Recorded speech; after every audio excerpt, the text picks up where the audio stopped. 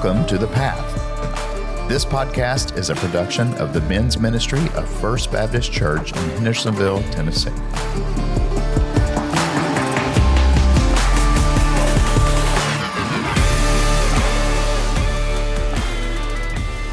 Welcome back to the Path Podcast. I'm Jeff Tarkington, joined by fcarney again. Finally, our schedules have finally started to line up a little bit. Welcome back, Foster. It's been a little bit. It's good to be back. Today, our guest is Bo Griswold. He's on staff here at First Baptist Hendersonville. I believe his title is Pastor to Young Adults. I could be totally wrong on that. Yeah, college and young adults. It's Okay. both and. Would that be what they also call like young pros? Yeah, same thing. So we're fortunate to have him here. Been talking here. to him a couple of weeks about trying to get him on this podcast. So we'll start off. Bo, welcome to the show. Yeah, I'm so glad to be here. It's a cool setup you have, and excited to talk about what God's done in my life, and hopefully it can help some guys. So before we started recording, Bo was talking to me because anybody that knows me, I don't have any hair. And he starts telling me about how guys that don't have hair wear diapers on their head when they have on a headset. Yeah, you're going to want one. Yeah, so I don't know if the next time I record, I'm going to have to bring a diaper in to put it on my head. We'll get a picture. I don't really we'll post it understand on why. Instagram. No, it'll leave an indention on your head, and you're going to walk out, and your beautiful dome is just going to be, I think I'd rather just get a messed wig. I'll just get a wig. We'd love That it. will work. Please do. That would be awesome. Yeah, A mullet. that would be amazing. You'd match the vibe on that. Well, since we diverted off topic already, not as bad as we were earlier, but first of all, hey, tell us about who you are, where you're from. Are you from Tennessee or this area? From Nashville. I went to MBA for high school. I was blessed to go there, and been there my whole life, and then went to Knoxville for the University of Tennessee for college, and then stayed in Knoxville for about 4 years after I graduated in 2017, and then God brought us back to Middle Tennessee when my wife and I were having our first kid. And I'd never really heard much about Hendersonville. That was a little outside the realm of Middle Tennessee for me, but we love being here. We're year 5 of being here. It's been fantastic. So you went to Montgomery Bell Academy. I did, all guys school. Yeah. Interesting fact, the movie Dead Poet Society. It is. Based on Montgomery Bell Academy. Yeah. If you see the movie, you think it's taking place like in New England or something. No, but Nashville, Tennessee. And then the guy who wrote Chariots of Fire also went to MBA. And so we always do this race around the courtyard, emulating the Chariots of Fire. And it's an all-boys school, too. Yeah, absolutely. Is it a boarding school or is it? No, it is not. You drive there, but I will say the campus is nuts. And I haven't seen it since I graduated high school, but it's just got to be more nuts. Yeah, I've been out there before for something with football when my son was middle school or high school, did some kind of football camp or something there. And it's an amazing campus. Amazing It's an amazing school. place. High school was tough for me, so glad to be out of it, though. So since we're talking about high school and everything, what were you involved in high school? Yeah, so growing up, elementary school was great. Loved it, had friends. Going into middle school, like that change of learning how to be social, like I didn't get that.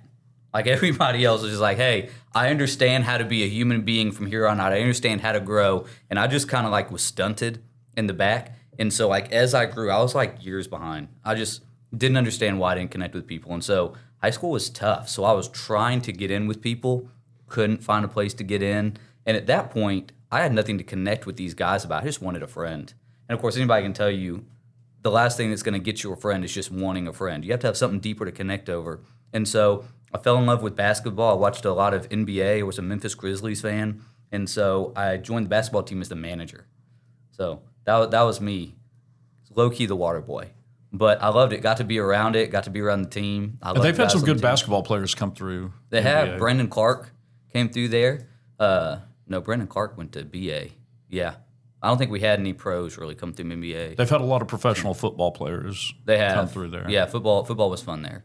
But no, so high school was tough. And that's why coming into senior year, had a crush on a girl who went to Brentwood Baptist. They're never going to hear this, so it doesn't matter. Oh, we're sending it to her. That's fine.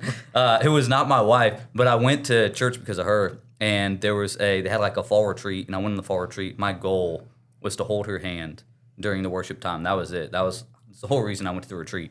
And I went there, and the pastor on stage was talking about evangelism, and he talked about how hard it was, but his mentor looked him dead in the eye, and he said, do you not think there's somebody who needs to know that they're loved, that God knows every hair on their head, and he has a purpose for them? And that was deadpan me, someone who felt unloved, someone who felt purposeless. I just broke down, tears, snot in my face. And so there was one guy, his name was Danny Poole, and he just served as a guy in the student ministry for years. And he had reached out to me before that night and said, we have a senior guys Bible study, you should come. And I was like, yeah, of course. In my mind, I'm like, absolutely not. But I start crying, and my heart's being opened up to the gospel, and I go straight to Danny. He's the only guy I knew. And he knew straight away what was happening. He was like, this is you're going to get saved tonight. And set me down, shared with me the gospel. And so what God has done in my life post-high school has been so incredible. And it's one of those moments where the reason I'm bringing all this up so fast before you can even ask about it is because you brought up high school, and that time was just terrible for me. Yeah. Like, I honestly don't like talking about it. I think there's a lot of people. There's a lot of people like that. But I don't even like talking about it too much because it kind of takes me back to that mindset, and I don't love it. But it's one of those things where it's just a beautiful picture of God pulling you out of something that was difficult and then bringing you in to something beautiful, which is a relationship with Him. And so a big part of my story is that I was stuck. And in His love and in His grace, in a place that I never really expected it, in a place that I went to for the wrong reasons even, He pulled me out of that into a beautiful relationship, into friendships, into purpose. And here we are now, and I've been in ministry and get to play a part of that in other college students' roles where high school might have been hard for them or the beginning of college might have been hard for them. You know, I think what you're saying is not that uncommon for guys to end up in a church because there's a girl who they want to go and hold their hand. Dude, God will use it. That happens quite a bit. God will use it, absolutely. So saying, did you grow up going to church, or was it not part of your family life? It was really sporadic. And I hated going. So I remember there was a couple times that I would sneak into my parents' room, try to unplug my dad's alarm clock because I didn't want to go to church that bad. And I knew that my parents went so inconsistently enough. Sorry, Mom and Dad, that's just the truth, that if I could delay them a little bit, there's a great chance they would just be like, hey, we're just not going anymore. So if I can delay you a little bit and just give you an excuse not to come, then I know we won't. And so I did not like going, but they had some very good friends, and I'm faithful for these friends that invited my parents to come. My parents didn't stick, but I stuck. And so it's one of those things where I hope they know that God used their boldness to invite these friends, my parents. And it might not have stuck with who they thought it was going to stick for, but it stuck for me. And so that's just a picture of God working in these surprising ways. Do you have siblings? I have one sibling. She lives in L.A. Her name is Maggie. I love her a ton. She is getting into Christianity. It's a little different way than me a little bit, but I believe God is continuing to work on her heart. And is she older or younger? 1 year older, 1.5 year older. Did she go to, what is it, Harpeth Hall? She went to Harpeth Hall, absolutely. Okay. The all-girls school. The all-girls sister school, right next door. So she lives in L.A. now? Lives in L.A. Quite a bit different than living, well, maybe not that much different really than No, Nashville. It definitely is. We talk, so many people from L.A. are moving out here. We'll go to L.A., and it's all L.A. people. But she loves it. She's very creative, very artistic, loves theater. She loves people, and so she's down there in that realm of just, there's a lot of creativity in terms of restaurants, in terms of movies, in terms of TV shows, and all of this stuff, and she's just loving it. And she works at Fabletics as a copyright editor. I don't know her exact position, but she's doing some incredible stuff over there. So you get a good deal on shorts and everything? No, I kid you not. I just ordered 2 for vacation coming up. It's the best. I used to think she just got them for free, and I realized that she still orders them. They're just cheaper. She goes, we just use my code. And so here we go. All right. We're going to give the code out at the end of the podcast to everybody. we definitely not. I think she just got a promotion, so I don't. Oh, we get a better code now. She just got a promotion. 90% off now. Yeah. So you said you went to UT. UT Knoxville, right? Yeah, go Vols. Okay. Absolutely. How was that for you? Absolutely incredible. Better than high school? 100%. And it was for 2 things. One, obviously, I had a relationship with Jesus Christ, and so that meant that in the hardest moments, I knew I wasn't alone. And I knew there was some sort of plan, some sort of purpose, instead of the lostness that I was stuck in. But the second part was that I got plugged into a ministry, and that got me plugged into people. And so the Baptist Collegiate Ministry, the BCM, I always thought I was going to go into a fraternity. My dad was in a fraternity. I thought, I'm going to go into a fraternity, make friends. And then I get saved senior year, blows all of it up. And there's an intern at Brentwood Baptist who went to the BCM and actually lived there as a student. And so he connected me to that. I made so many friends. I had 12 guys as groomsmen in my wedding, all of them from the BCM. And I would have had 2 more if my wife could have been more popular. But I had to. That's so different than me. I was like, hey, finding guys off the street. Hey, do you want to be a groomsman? Because my wife wants so many different bridesmaids. No, I had to cut. I had to cut because my wife just couldn't line up. She wasn't cool enough. She wasn't as cool as you, I guess. She wasn't as cool as me. I loved something. I think it's because I didn't have friends growing up in high school that I was so thankful to our friends of all types who were into different stuff. And so I would be a guy who would be fully involved, not like I'm a little bit into different friend groups, but I'd be fully into multiple friend groups. And I would love that. And I would go hang out with these guys, and they were totally different. They were hanging about these guys, and they were totally different. Go hang out with these guys, and they were totally different. And we still stay connected to this day. And that's just one of those things. Like, it was deep friendships made in college. And so I looked at any of my college students, and if they're going straight out of high school, or if they take some time off, or they go to community college, and now they're going to a stereotypical 4-year university, and they're asking, what should I do? I say, you'll time there. It's going to be dependent on the friends you make. If you can find the right people who are going to make you better, oh man, you're going to have an incredible time. It doesn't matter who your teachers are. It doesn't matter the grades you get. The grades kind of matter. It doesn't matter the classes you take. It doesn't matter your major. If you change your major, if you have the right people there, it'll be a beneficial time for you. So while you're in college, when you're getting ready to go to UT, what's your plan? No plan. Did you have a major picked? Yeah, I thought I was going to go into sales. I loved people. My dad is very energetic. My dad is a salesman at heart, consultant at heart, and just very loud, boisterous, loves to bring people in, loves to talk. And I kind of had a little bet, and I thought, I'm going to go into sales. And, kind of are in sales. But hold on, we'll get there. Yeah. And so I go in. What happens is I fail out of the business school. I don't go to class enough. I have so many friends, and I want to be with these friends all the time. I'm hanging out with my friends all the time. And you have there are a couple of people that don't have to go to class because they look at their syllabus and they look at what's coming up and they're responsible and they plan ahead.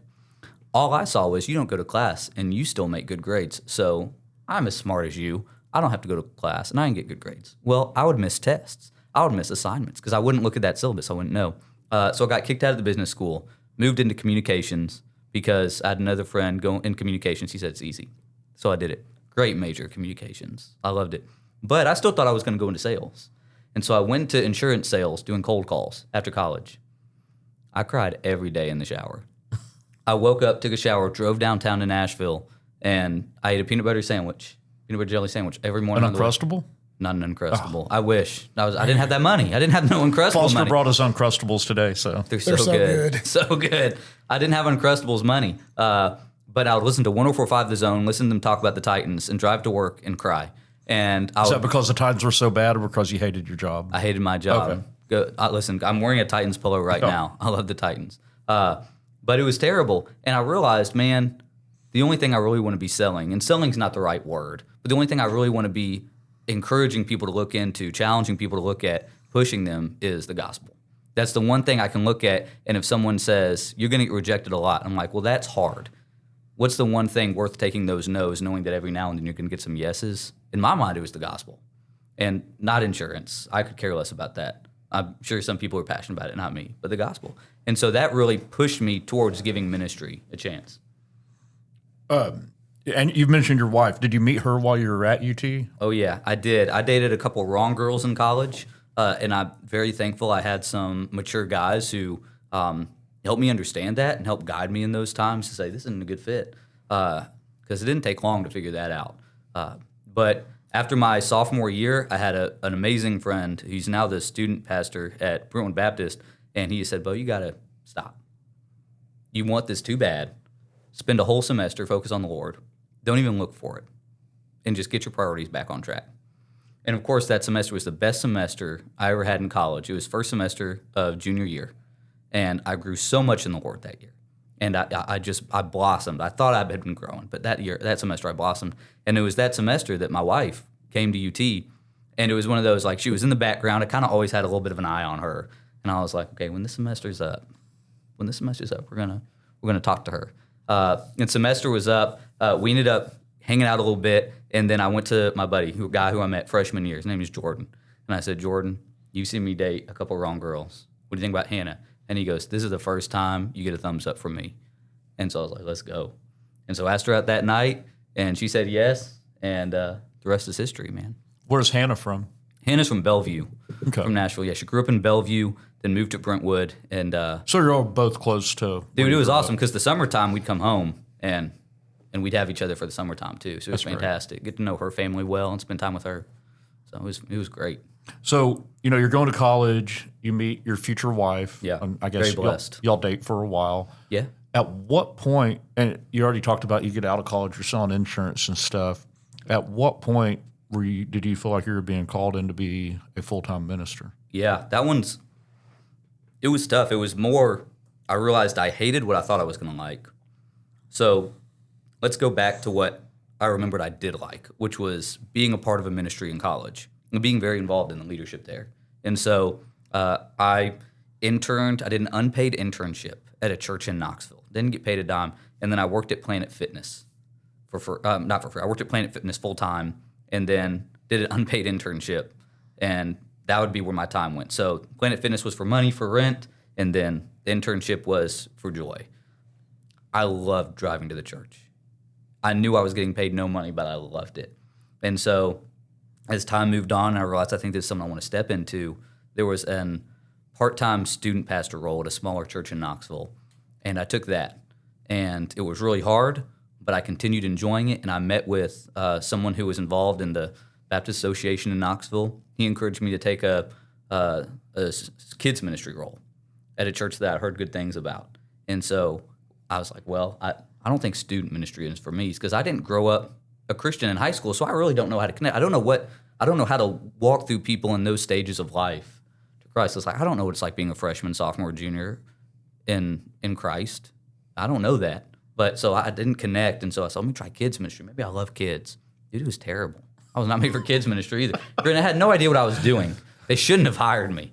But it was in that stage, and you're going to talk to me about books, and I'll bring up this book, and I'll bring up a different book later. It was Eugene Peterson. He's the guy who wrote the Message version of the Bible, which, by the way, he did not – I always thought, it's like, I don't like the Message. But his reasoning for writing the Message was he worked with so many illiterate people who couldn't understand any other translation. And so he said, the guys I'm inviting to my Bible study at my church, they don't understand the Bible. So I'm going to translate it to modern day English. So it's really beautiful. But he wrote a book called The Pastor. And in that book, he talked about somebody who was a janitor. And he went up to this janitor who was in his janitor uniform. And he says, hey, I'm Eugene. He said, what's your name? And he tells him his name. He says, what do you do? He's like, oh, I'm a pastor. He said, what do you do? Knowing full well he's in his janitor uniform, he goes, oh, I'm an artist. He goes, you're an artist? Looks to me like you're a janitor. And in that conversation, he said, listen, I might work as a janitor, but my calling, who I am, and everything I do wherever I go, I approach and I see it from the view of an artist. I'm an artist. The janitor's just how I make money. And that changed everything for me because I said, there is something that as much as I try to get away from, as much as I try to put to the side, I see things as a minister. I always see it through that lens, and I can't not see it through that lens. And as I sat and pondered that, I just said, God, I think this is who you're calling me to be. I think this is part of your plan for me and part of my identity now is I am called to this. And so it was through reading that book and through reading that story, I said, this is the only lens I can see things through. Even when I try to stop, I come back to it. The question when you get ordained that I always like to ask, because someone asked me and said, if you weren't doing this, what would be your dream job? I'm a big Disney person. My wife is a big Disney person. She brought me in. She took me to Disney World, and I loved it. It's just, it's so much fun.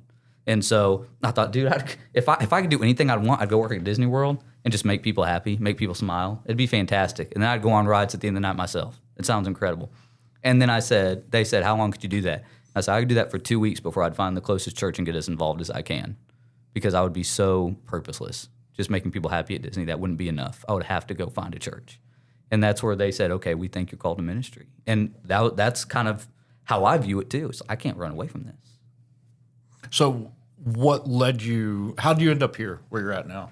this is wild. I love this. So my wife and I are at this church in Knoxville. I'm doing kids ministry, and she wanted to move back home. She was very close to her family, and so she stuck it out with me in Knoxville when we got married for a couple of years.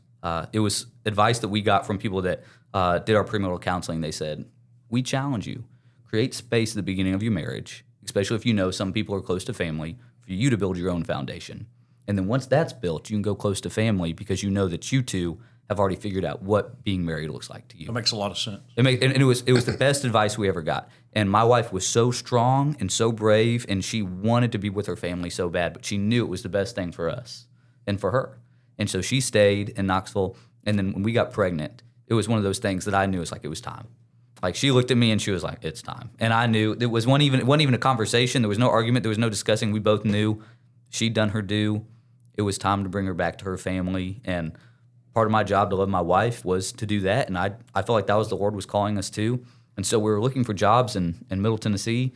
And my boss here called me.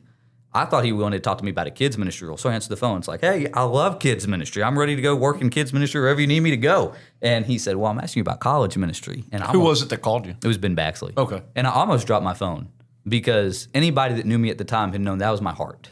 Did you know Ben? Not at all. Had never talked to him. Okay. So the first thing I told him was a lie.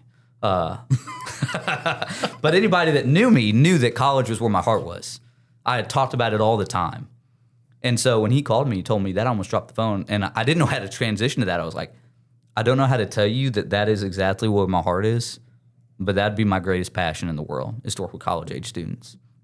And so we continued conversations, and it was just one of those things that fit. And so came here about 5 years ago, and man, I've loved it ever since. And I'm guessing your wife likes being back here and being close to family. She loves being close to family, but even more important is she's found so much community here. I mean, like, we're oozing with community. We're oozing with friends. And it's one of those things that I think when you don't have it, you know not to take it for granted. And that's something I grew up in. And I grew up feeling very lonely in high school. And so friends and people I connect with now, I don't take that for granted at all. I think my wife being away from family and not having community she connected with in Knoxville, now being back here, if she meets somebody that she connects with at the church, she's like, I have their number, we're talking, we're connecting, and we're with each other. And so we have incredible community, and she has incredible community, not to mention the family close by, which is a blessing. So I'm going to backtrack a little bit, and I could be wrong on this, but this based on like what you've told so far, like where you went to school, where your sister went to school, I'm guessing your parents had some level of success. No, sorry, Mom, sorry, Dad. My grandparents had some level of success, and we were very, very grateful that they paid for our school. So, like, I mean, my kids I got two in private school, and we pay a third. So we got, we might be paying half now. My wife's grandmother just passed away, paid a third. Her parents paid a third, and we paid the third. It's a blessing. So, yeah, sure. It is. I'm a beneficiary of that blessing of grandparents who had worked hard and saved, and now got to bless us, and I could have an education that I'm so thankful for. So when you're called into ministry and you're doing full-time ministry, what did your parents say? I think they were shocked. I don't think that's the life they saw for me. They're very encouraging. And I ask that because, you didn't really grow up in church. It was easy to distract them. As you said, you could unplug the alarm clock and find the little distraction, and y'all weren't going. Yeah. Well, don't forget, like, this was a journey where they saw me come to Christ and be very adamant about it, be very, very loud about it, and honestly very unwise in how I approached it. I always say the most dangerous person in the world is a brand new saved college student who goes home because they're telling all their parents of things they did wrong and things they're doing wrong because they're learning so much. And I did that, and I had to be the worst. My parents had to be sitting being like, we know more than you. And they did. I'm so overwhelmed with this new information I have that I can't help but share it, and I can't help but want them to know it too. So it was a journey of that, to me growing, to being in church, me being able to bring my parents to church with me. And so it was something they saw continually. When they visited college, I was at the Baptist Collegiate Ministry all the time. I was living there for two of the 4 years I was in Knoxville. I mean, basically you're in a fraternity, but it's not your typical fraternity. Yeah. You weren't in a Greek fraternity. No, and it was fantastic. I tell anybody that wants to know, I'm positive, I bet my life on this. I had more fun in college not doing the stereotypical college things than the people who do that did. I'm 100% positive. Yeah. I had the best time in college and did not have to really test any boundaries at all. So I'm going to transition a little bit into like what you're doing now. And I'm sure Foster knows this is from working in the men's ministry, but the age group you're working with, and I will get Foster's thoughts on this first. That's a very, I guess, like transitional Yeah. time. And I don't know what you've seen with like men you've talked to and everything, probably, and dads too, with their kids, graduating high school and this being at that age. I can speak on it because I have a 22-year-old and a 20-year-old, and it's just like, it seems like they're searching for something. And also they're tired of being at home. But what do you think about especially, and it doesn't just have to be guys. Your daughter's going to be there before your son is. So. Yeah, I know it drives me crazy. I mean, for dads, some of the dads that I meet with who are their kids are graduating high school or going into college or whatever, what I see with them is some of them are concerned about their marriage because they're like, we don't even know what to do with each other, me and my wife. And so I see some of that side of it. What I see we got the opportunity to go on a mission trip with Bo this year to Germany and hang out with the college kids for a week. And what I figured out there is those young people are very impressionable. Like if they're old enough to know some stuff, but they're still young enough to be impressionable. So it was interesting. I haven't been around college kids. I didn't go to college. And so it was fun seeing that bad company corrupts good character. Good company doesn't corrupt you. It builds you up. So I don't know. I mean, I don't really know what your question was. I don't remember, but that's fine. It doesn't really matter. Yeah. I mean, so. I thought you were about to give advice to the ones that are about to be empty nesters because I'm like, I know what you can do when those kids are out of the house. Get your wife naked as often as possible is all I can tell you. Yeah. And now you're in this full time talking to the people of this age, the age of like my son and daughter. Absolutely. Like my son is now, he leaves for the Air Force in June. So here in this couple of weeks. Congratulations. And signed a 6-year contract. So you better like it. Better like it. It's funny. My wife goes, well, what if he doesn't like it? What's that mean? I go, it doesn't really matter. He's there for 6 years. He signed. He's there. Man. He is government property for 6 years. They're going to do whatever they want with him. But then my daughter, who's 20, she's did 2 years at Volunteer State because that's free. Yeah. And now she's leaving for UT Chattanooga. That's exciting. But you're dealing with these people week in and week out. I say people, they're kids, they're adults, but they're still. No, it's that funky they're time. kids. It's a weird time. Funky It's time like, frame. Even like my daughter about to go to UTC, she's like, well, I'm an adult. And I'm like, yeah, but you're not a real life adult. We're still paying your bills. We're going to be paying your rent while you're there.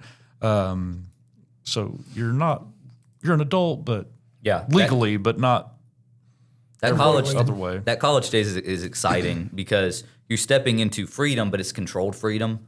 And then when you step into that young adult range, which that's where I've drawn a dotted line, is like that college stage is like that 18 to 22, socially acceptable to kind of be figuring out a lot of it out. Once you hit 23 and up, it's like, hey, you need to know this stuff, right. and you should know. And that's when a lot of the, you don't have the safety net underneath you. It's kind of sink or swim, and that's a scary time too. I'm a lot like I didn't go to college right out of well, I was enrolled at Vol State. Didn't really go. Yeah. And then I've gone since then. I got my bachelor's online because it's hard to do it when you have kids and everything as adults to actually go to class. So the online programs are great for adults. But I basically had to grow up very quickly because I decided to move out and be a real life adult and not going to college. I think that college time is it's a great time to kind of spread your wings and have that safety net, like you said. It is a blessing. But you're ministering to both. I'm ministering to both. People that go to college or people that decide, hey, that's not for me. I'm joining the workforce. We have a lot of that. We have a lot of people that join the workforce. Which I think is great. Right. I think both are great. Sometimes college isn't for everybody. No, it's not. And I feel I've talked about this on some of the other episodes, and it comes up when really this time of year when you're having high school graduation and the pressure that is put on a high school senior supposed to have everything figured out. Man, I love talking to seniors who are graduating or seniors that are starting their senior year. And I say, so what's the plan? What are you doing? Yeah.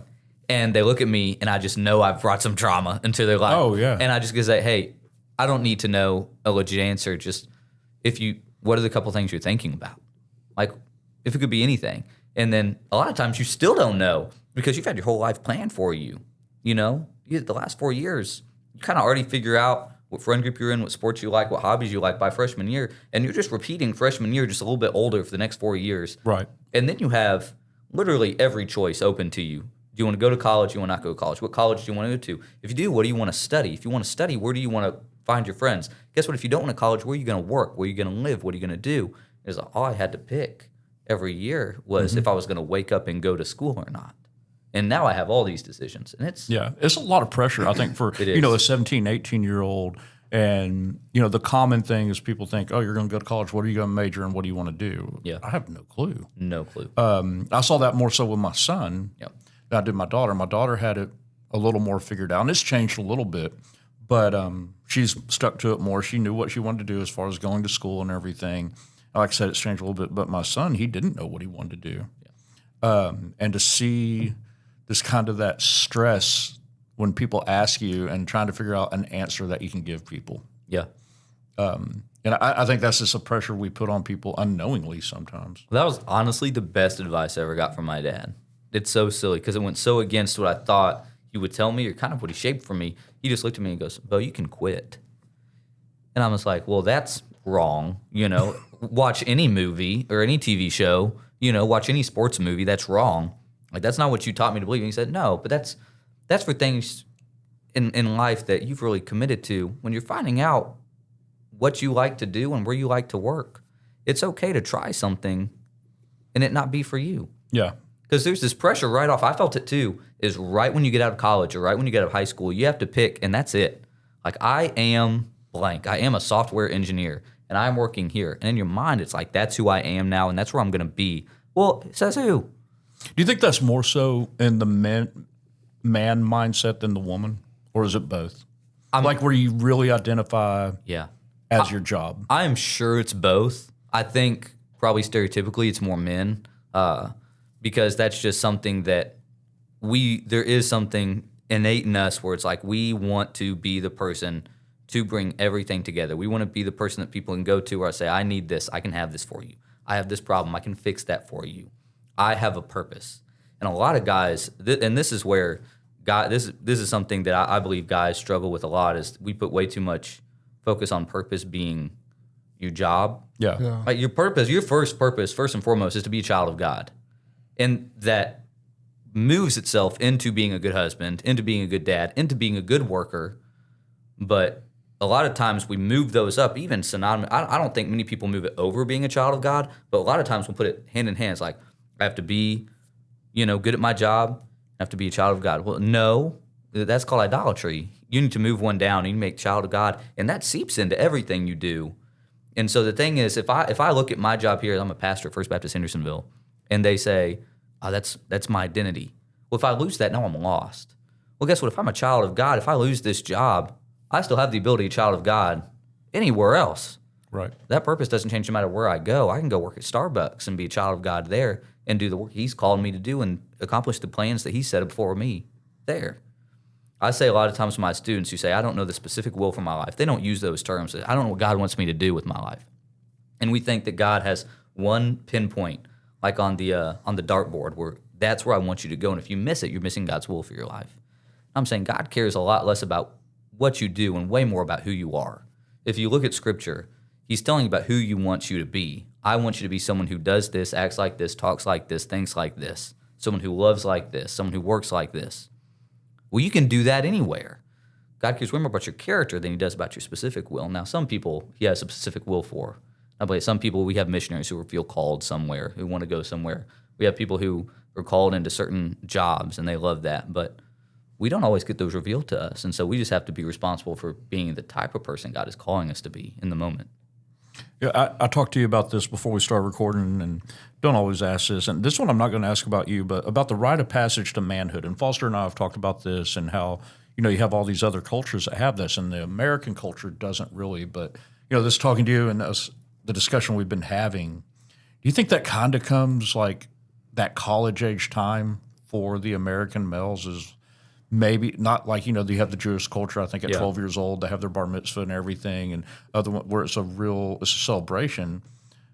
You have these guys, they think, oh, well, the first time I have sex, that's what makes me a man. Or the first time I have a beer, that's what makes me a man. Yeah. Do you think what do you think it could be for our culture? Especially for a Christian culture? I don't know what it can be, but I can tell you where I see it click with most guys.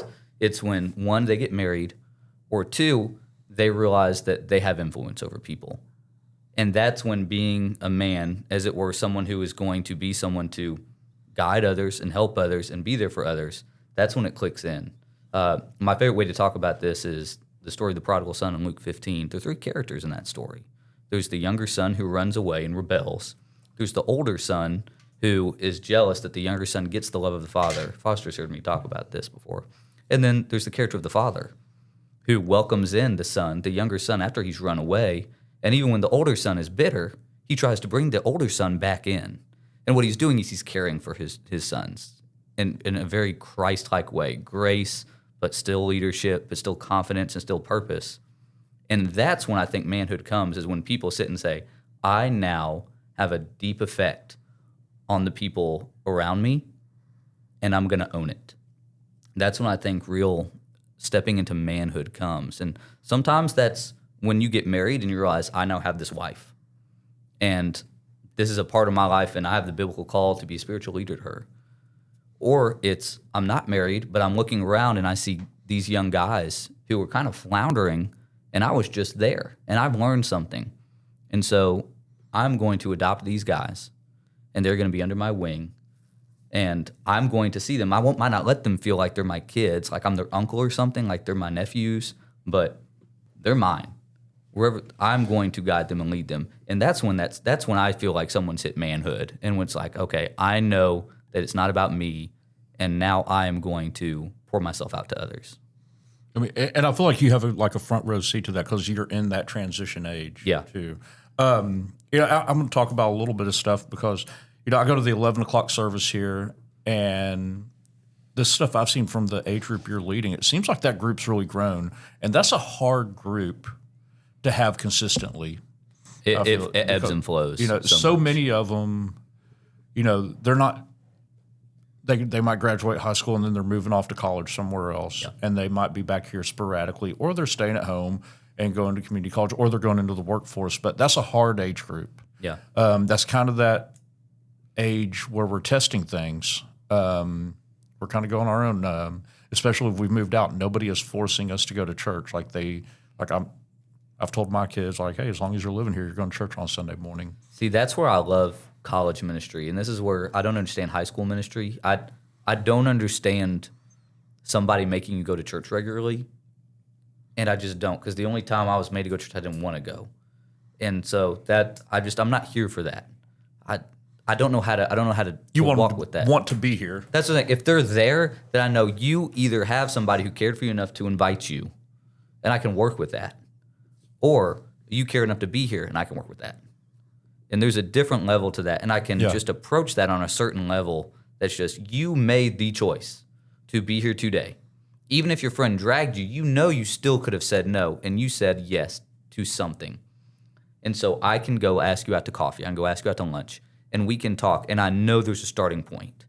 I know there is, and we can work with that. It seems like more so now than in the past. You have a good core group of that age group because they're in the 11 o'clock service. They're sitting right down in the front. Yeah. And it seems like quite a few have been baptized lately. We've had a little mini revival, which has been fantastic, and it's just all organic.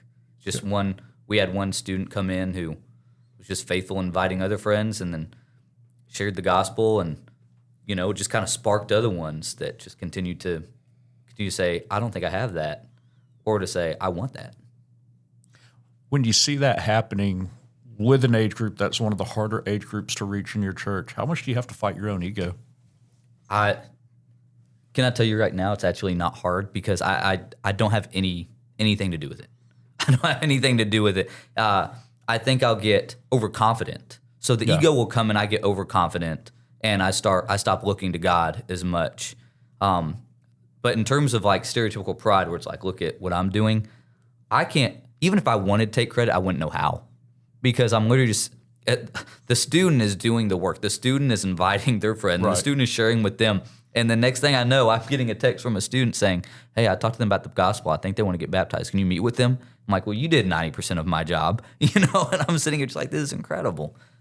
Which is why I love college ministry, because if they do the work, praise God, man. That's what I want. I don't want to have to be the person having individual meetings with everybody. Yeah. I want to see them owning their faith and really taking it on.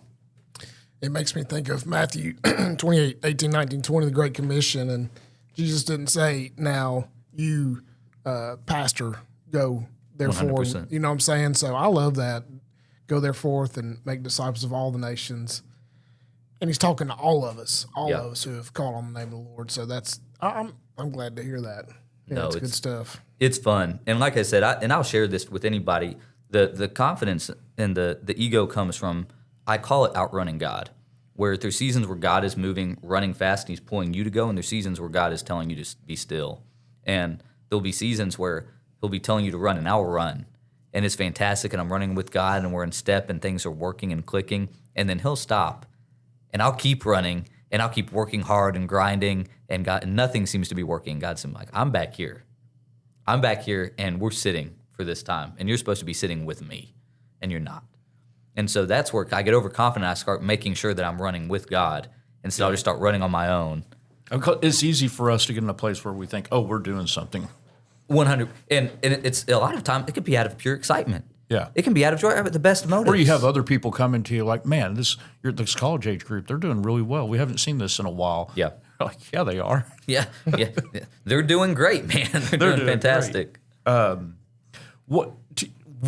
What's getting all tongue tied here? You got what is the importance of a strong Christian man in his home and in society? Big question for you. It's very important. And this is one of the things that I love the most. And if I wrote down in my prep, I kind of wrote a couple topics that I'm passionate about. And something that I thought about was, what is the age group that I work with now? These college age 20-somethings need the most. They need uncles and aunts, which is, they don't need parents. They need uncles and aunts that can be those parent type roles. Let me tell. Okay, I'm going to switch that to this question here. It's kind of the same thing. And it says, anyone ever been a mentor to you? And what impact did that have? And have you ever mentored somebody? And that's kind of the uncle and aunt thing also. 100%. So we'll do both those questions at one time for you. I love it. First one, his name is Danny Poole. That's from Brentwood Baptist. From Brentwood Baptist. He single guy, just God has called him to a path of singleness. And in his walk, he just said, okay, well, God, what do you want me to do? And he said, I want you to connect and spend your time with students. And I want you to love on them and disciple them. And so he made it his goal. He was not a Bible teacher. He didn't have the gift of teaching, but he had the gift of connecting and being with those guys who were maybe farther from the Lord and having that patience and grace with them and challenging them. And so he was the guy he was a father figure to me. He wasn't my dad. And so that's where the uncle part comes in. This father figure to me, this role model to me, and he just was there. And he loved me, and he encouraged me, and he pushed me. And he didn't have all the answers that I wanted to have, but he was consistent, and that was a big deal. And so he was the first one. And going forward, then I went into college, and I had guys who was only 3 or 4 years old than me. His name is Daniel Williams. And he was just one of those guys in college that was just mature beyond, goofy, but still mature spiritually. And I just looked at him, and I was like, this guy's only 3 years older than me? Holy mackerel. And he just said, Bo, I got you, man. And he was like, do you want to go share the gospel? I'm like, I don't know how to do it. And he said, oh, we're going to do it, though. When I was dating a girl that wasn't the best fit, he pulled me into, we had this prayer room, and he pulled me into the prayer room, and he said, And I said, no, I don't.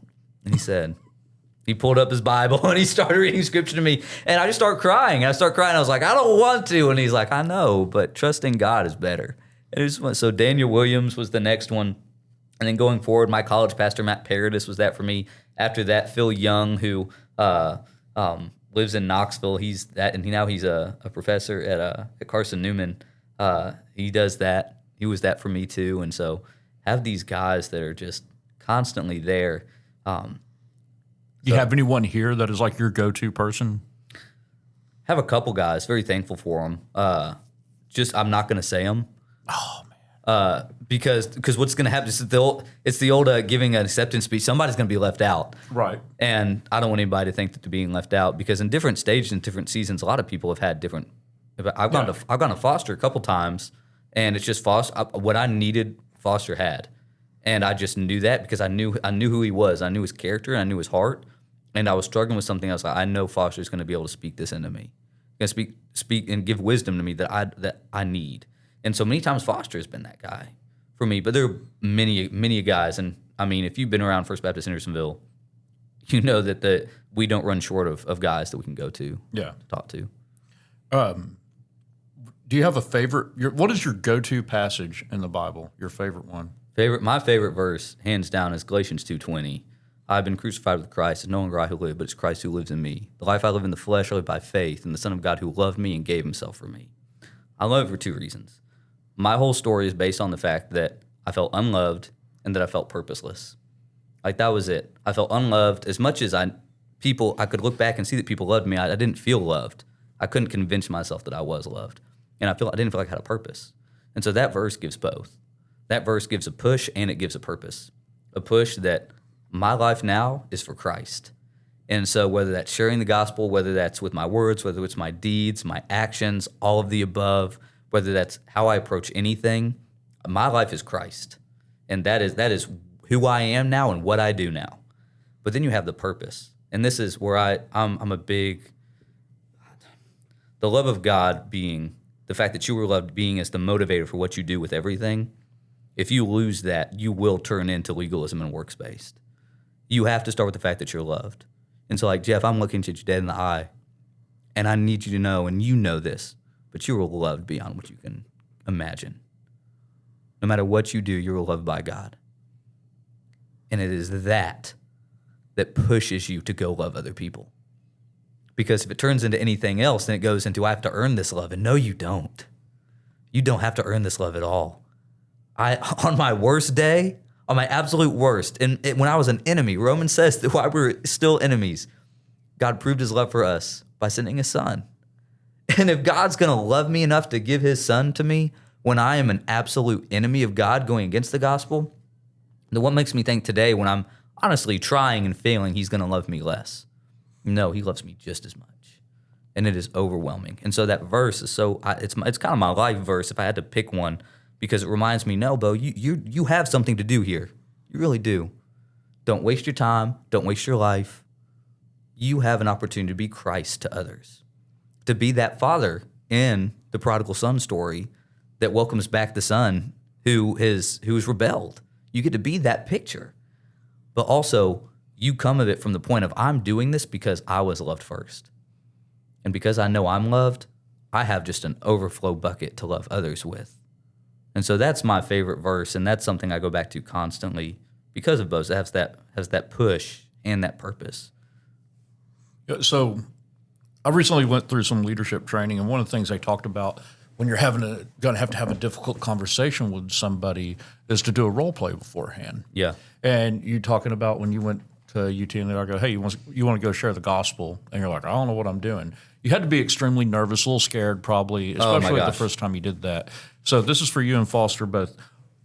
What kind of, I don't think we really do this, and I think maybe we should, is role play those things before we go out there and try to do it.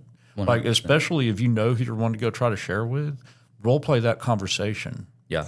And that takes away so much nervousness from, when you get ready to go have it, because you already have an idea of how you're going to handle the situation, especially if it's somebody you might know some of the replies they're going to give. Yeah. And like, say it's somebody you and Foster both know, and y'all can role play this together where one of you is being the person you're sharing with, and they kind of know how they're going to answer. And I think that's something we should start doing maybe a little bit more and encouraging a little bit more, is to role play sharing the gospel with somebody. Yeah. Not just sitting here and go, hey, we need to go and share the gospel. And you're just, I don't know what I'm doing. Yeah. Well, you'll hear Foster and I talk about this a ton, that evangelism is, we desire it to be done more. And I'm Jeff, I know you do too. But it's one of those things that we make it too difficult. That's why it's like, hey, pick one person and then pick a time and pick a place. And on that day, on the time you picked with the person that you've chosen, you're going to do it. We can do that for anything else. I'm going to take the trash out at this day, at this time. I'm going to call this person and make this sales call at this time, at this time. I'm going to go and accomplish this task at this time, this time. But why don't we do that with evangelism? I'm going to share with this person that God has put in my life at this time. And this person's going to follow up and say, how did that go? A little accountability there. And I think that role play, I mean, that's so valuable, because now it's like, hey, I'm getting my nerves out of the way right off the top. And I think, I want to know both of your thoughts on this. Sometimes it's easier to share with somebody whose life's in shambles and has made a bunch of wrong decisions. Oh, 100%. Than that person we look at like they're a good person. Yeah. And we'll do one real quick. I'll be the role play guy. Sounds good. Okay, so you're going to share with me, and I'll come to you like, here's what it's going to, man, hey, Bo, I know you're a Christian and everything, you're a minister, but, man, I just don't get it. I've lived a good life. You know, I'm a police officer. I live a life of service. I don't cheat on my wife. I'm not out getting drunk, doing drugs. I'm giving back to the community. I mean, is that not enough? Like, what's the point? I think 99% of Christians, myself even included, when you say that, I sit there and I know exactly what to say, but I have to convince myself again. It's like, wait, but I know that's not enough. And now I'm in the hard position to look at you and say, and Foster too, like you, a lot, like somebody at the airport, that a lot of those guys that are flying, they might not be Christian, but they're good. They're good guys. I don't see how you can't share the gospel at an airport. What happens if you crash? Yeah. No, that's a good I feel like that's the point. easiest one. You know, like I think of some of the people that are out there, like they're great guys, and they could say that exact same thing. Man, I'm doing stuff. I give to charity.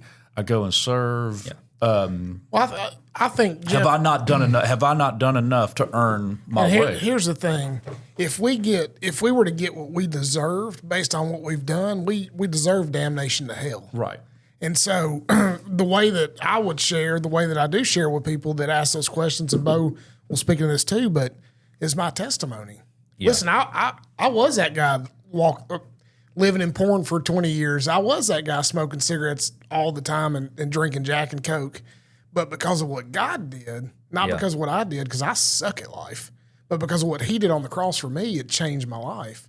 And so I can relate with the guys the ones that are on top of the world, making all the money, looking great, having the nice stuff, they're hard to talk to sometimes.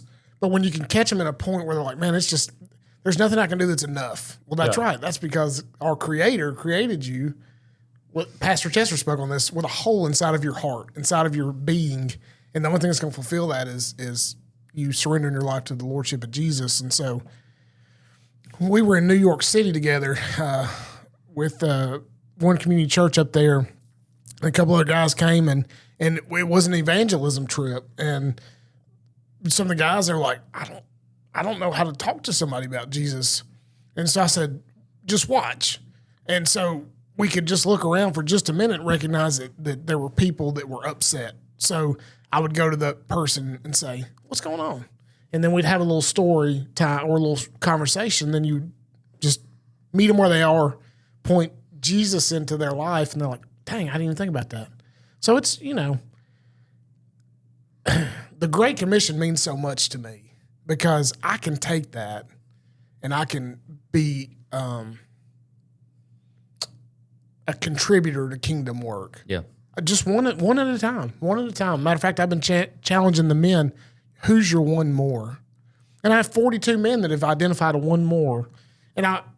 But to stop, you got to stop and think about that. Like, what does that mean? You find one person, you pray for them, you pursue them, and you celebrate them.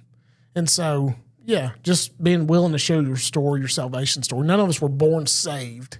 And so when we step back and remember and pay attention to when Christ saved us from ourselves, we can share that and reach people.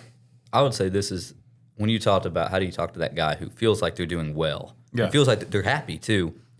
Now, I have to look at you and I have to convince you, hey, this joy and this happiness, this love that you feel, this is what you're experiencing is a reflection, just a small picture, and you're not getting the whole. You're not getting you're getting maybe a taste. My example is this is a Christmas tree versus a candle. You know, I like that Christmas tree candle in my house, and yeah, it smells like Christmas tree. You get that real Fraser fir in the house, and you can feel it. And you can pick off one of the pine branches and smell it in between your fingers. I mean, it's nostalgic. It's totally different. When me people, it's like, I'm good. It's like, no, you're smelling the fragrance of good. You're smelling the fragrance of joy, but you're not experiencing it. And that is where it's on us as Christians. And this is why the Bible tells us in Philippians not to be complainers. Because if I'm complaining all the time, then someone has a right to me. I'm like, I'm happier than you. And it's like, well, that's my fault. I've dropped the ball. As a Christian guy, I should be somebody who, no matter the worst thing that comes in my life, not putting on a mask. I don't have to lie. I don't have to mess anything. But I should have this joy about me that when other people look around, I'm like, I have more than him. Why is he happier than me? They're like, well, because can I tell you what I have that you don't? And that's Christ. And it's just that's what we think we can have joy. We think we can have happiness. But until we experience the person who really is the essence of all that and can run to him, then we really don't have that. We have a fragrance, a picture of that. I want to get both y'all's thoughts on this. This is something I heard on another podcast, and see what you think about it. But and I've used it teaching our Connect group some.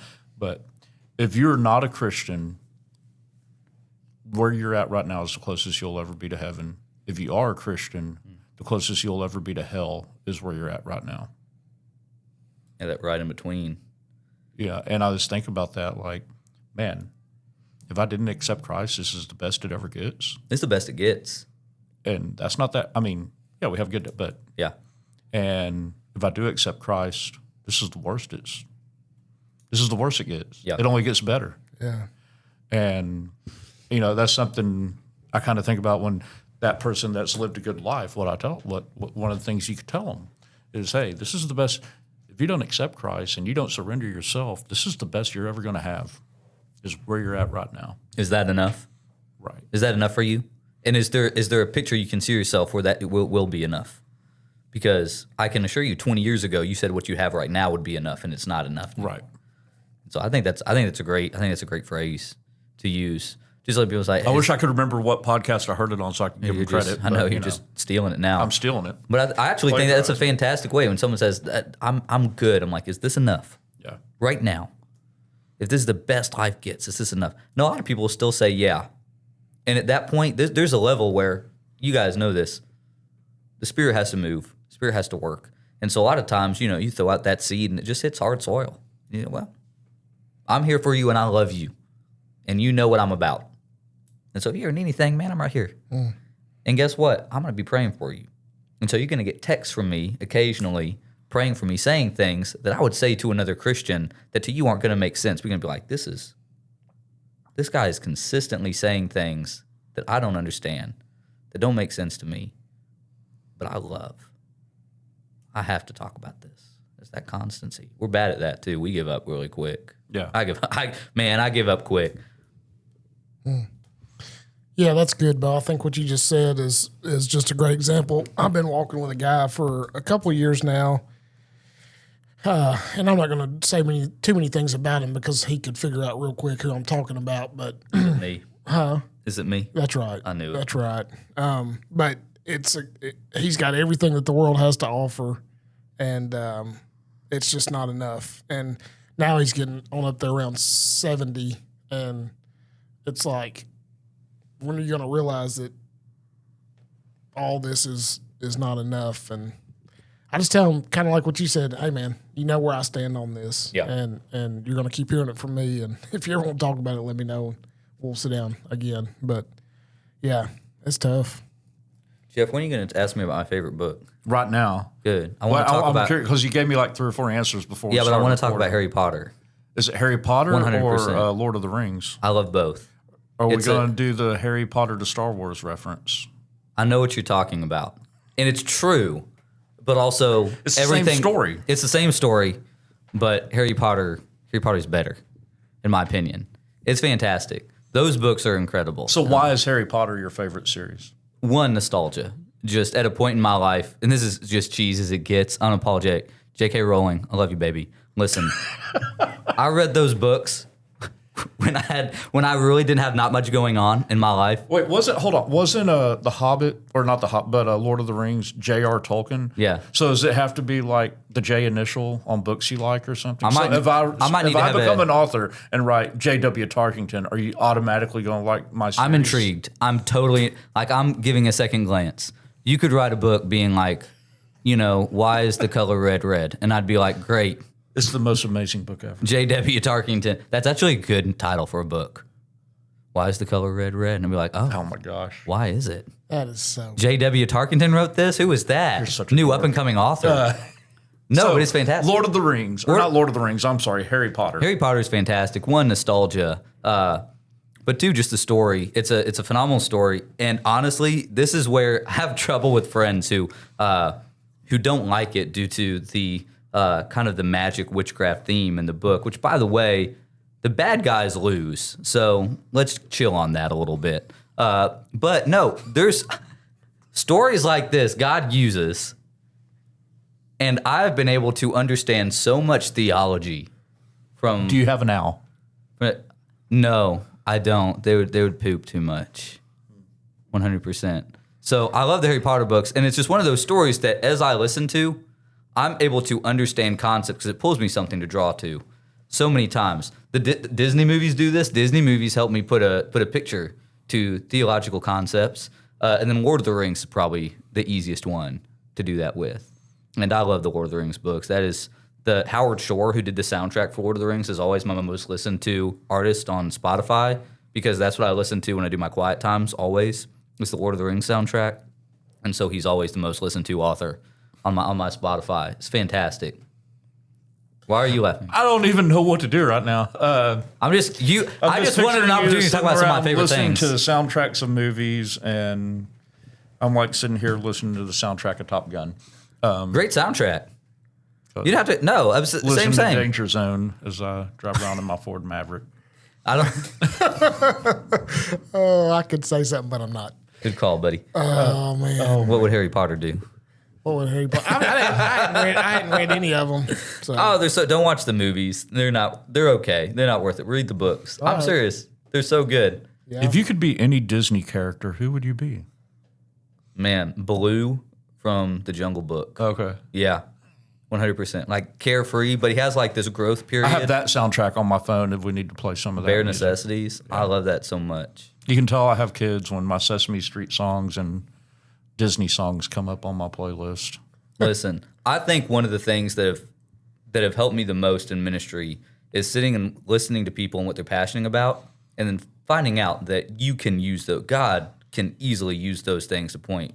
Are you a back Hunger to him. Games fan also? I know nothing about the Hunger Games. I don't either. Not a lick. I know Jennifer. I've never seen a movie Lawrence or read a book of the Hunger Games. is in them. My I saw daughter a read couple- them all. I saw a couple of the movies. I don't remember any of them though. I know there's a guy named Pita, like Pita Bread. That's all I know. I don't know if he's the good guy or the bad guy. I have no clue. I don't even know what we're doing right now. I was just pumped to talk about some of my stuff I liked on a podcast. Do you have any other? Okay, what other hobbies do you have now? Is there anything besides So geeking out on Harry Potter that you like to do? freaking love it, dude. Big sports guy, and so Titans fan. Tighten up, big Titans fan. You have to get you a new polo with the new logo I'm looking to buy one on instead my of the flaming thumbtack. First you of all, get a I new love the logo. flaming thumbtack. So that's my culture, son. So watch it. But I'm getting a new polo. It's on the way. Are you a UT Vols fan also? I am. Go Vols. That's good. So the Titans, the Vols. I love the NBA. I know a lot of people don't like the NBA. It's probably my favorite league. And so Man, I was a huge basketball guy, and now I can hardly watch it.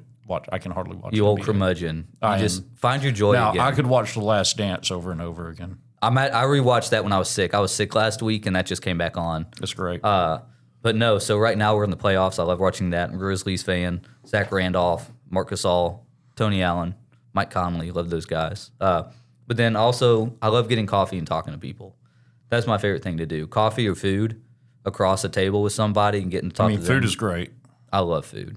Coffee is the excuse to talk to people. As we have our Uncrustables. Can I tell you, I'm so excited to eat my Uncrustable. I don't know. I already ate mine. I don't know I know what y'all waiting on. you munched on it. Well, there's a little frozen in the middle. Yeah, but That's sometimes a really good one. I wasn't like bad. a little I don't crunch every now I and then. want it warm on the outside and cold on the inside, but not like frozen on the Just hold it under your armpit, you know. A little flavor. Get you a good armpit sandwich. A little flavor on that. gag a maggot. Well, you have it in the plastic. That's Yeah. true. No, It'll be okay. a little deodorant on that thing is good for it. No, what do you like to do? No. You make fun of me. What do you do? Well, I work and have kids. The same I feel here. like it's all I do now. Can I tell you How right old now- are your kids? I have a daughter who's 4 and a son who's about to be 1 year old. Does your wife work? She does. She is a fitness instructor at Neighborhood Bar.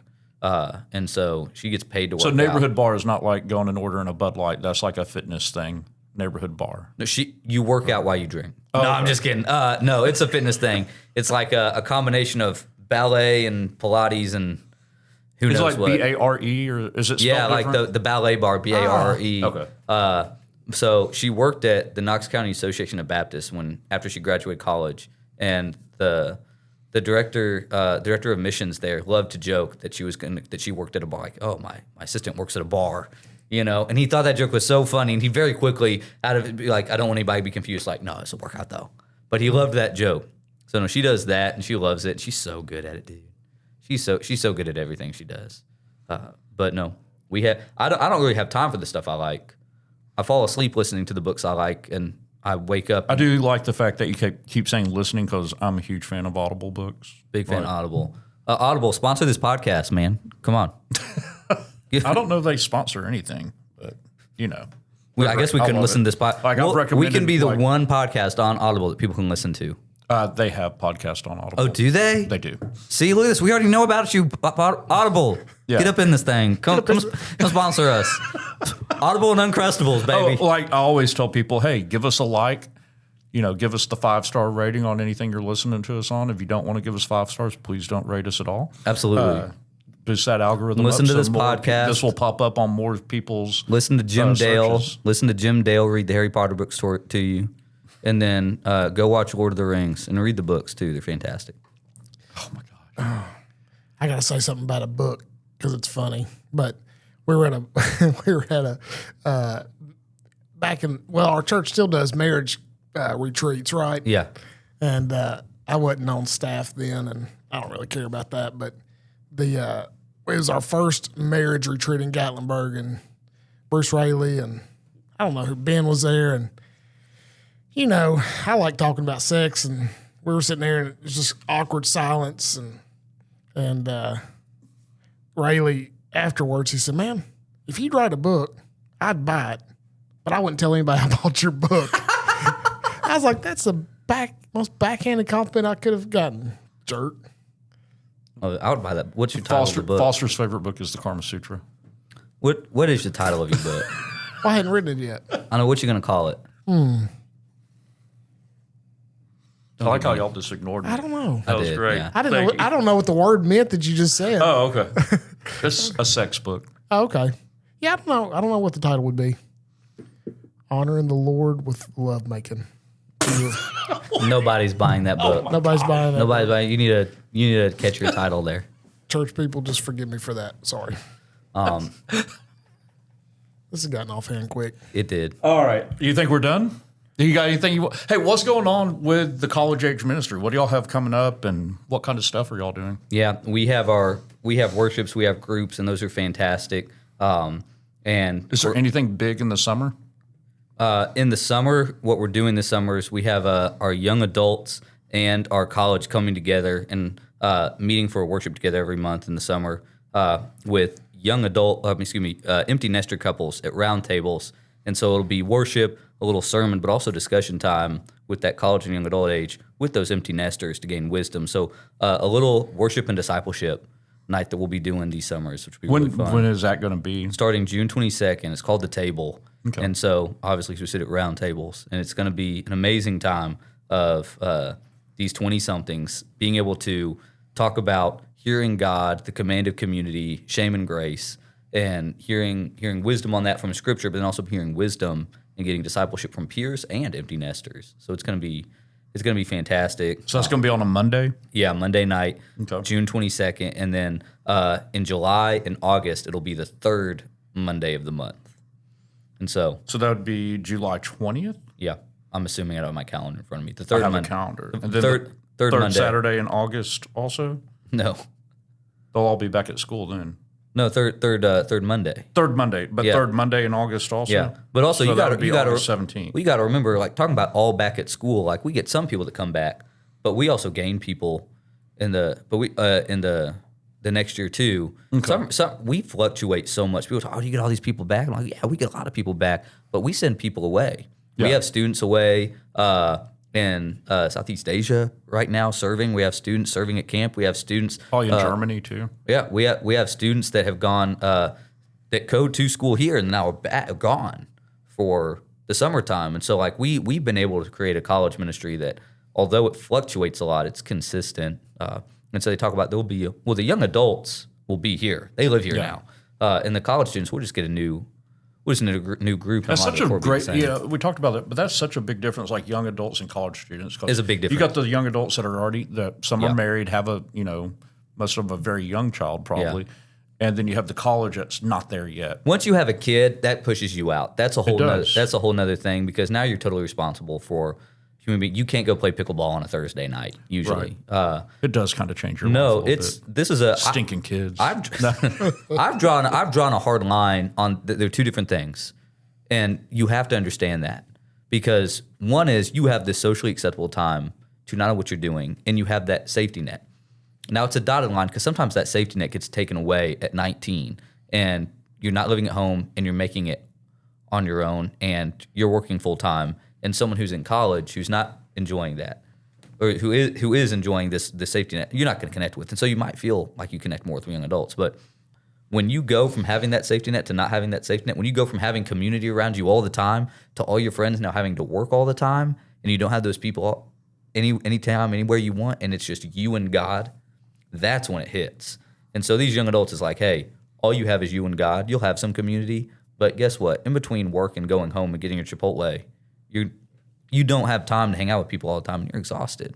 Is God enough for you in this stretch? You talk about that change that, from being totally on your own and all that. How have you found the best way to balance your life as a minister without being a husband and father also, and making sure you're there for your wife and you're there for your kids? And how has she had to ever call you out like, hey, Call Hannah and ask her. Has she been able to call me out like, hey, you need to be home every week? You can't be out playing pickleball. Well, I don't do that anymore.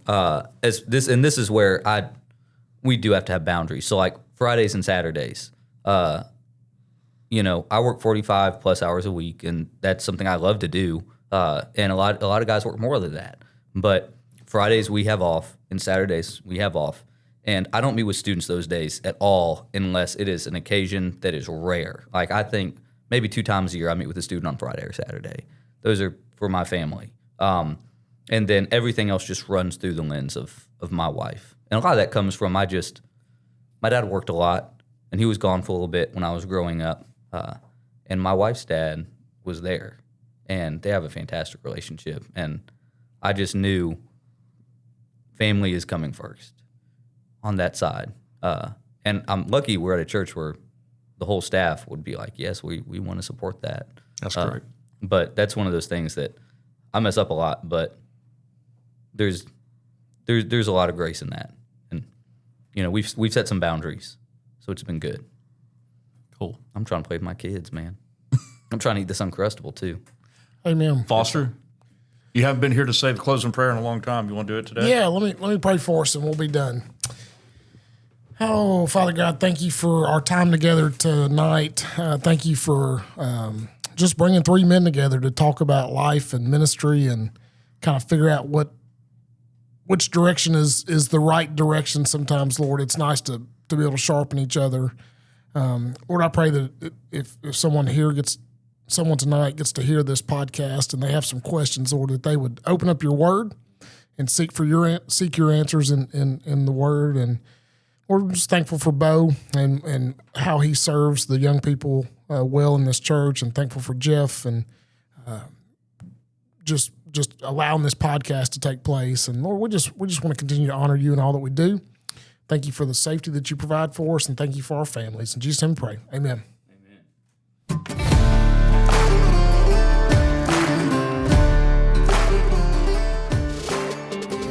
Thank you for listening to this episode of The Path, a podcast production of the men's ministry of First Baptist Church in Hendersonville, Tennessee. For more information or if you have questions, please visit our website at fbchville.com. That's fbchville.com.